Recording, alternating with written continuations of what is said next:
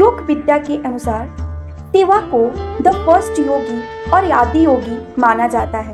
1000 साल पहले हिमालय में कांति सरोवर झील के किनारे आदि योगी शिव जी ने योगा की शिक्षा सप्त ऋषियों को दी और फिर सप्त ऋषियों ने इस यौगिक विद्या को दुनिया के बाकी हिस्सों में फैलाया।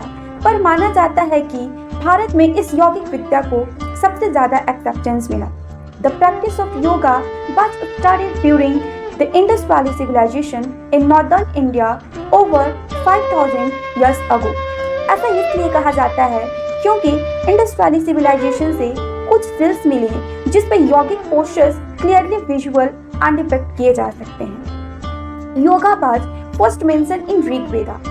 Rig Veda basically it is a collection of texts that consisted of rituals, mantras and songs which was mainly used by Brahmins and Vedic priests that time। योग धीरे धीरे ब्राह्मणों के द्वारा विकसित किया गया जिन्होंने 200 से अधिक शास्त्रों वाले उपनिषदों में अपना बिलीव्स एंड रिचुअल्स का स्क्रिप्चर्स किया। महर्षि Patanjali has propounded yoga.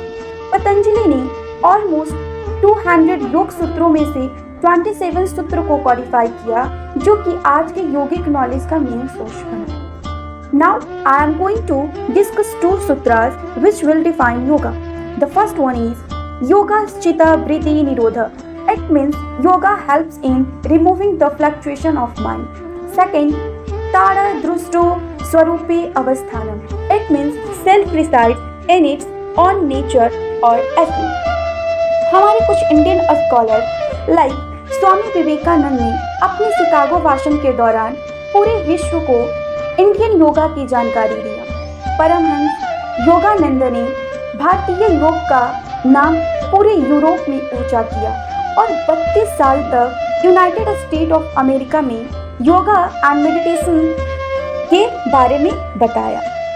In 21st century Swami Ramdev, Shri Ravishankar जी, सदगुरु पूरे भारत और विश्व में योगा का इम्पोर्टेंस बताया। We have so many types of yoga। राज योगा, हठ योगा, भक्ति योगा, कर्म योगा, नाथ योगा, कुंडलानी योगा, बट सभी योगों का मतलब एक है। The word yoga is derived from a Sanskrit word that is use, which means to join or unite। अपनी माइंड को कंट्रोल करके अपनी ट्रू सेल्फ से कनेक्ट करना ही योगा कहलाता है।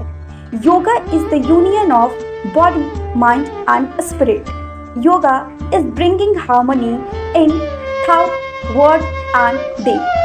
But somehow in today's age, yoga has become associated with only physical postures. It is very sad for us. But the central teaching of yoga is maintaining an equanimous state of mind। Yoga is not just an exercise, it is how be skillfully, be communicate and act in a given situations। So here yoga is described more as a mind and a skill।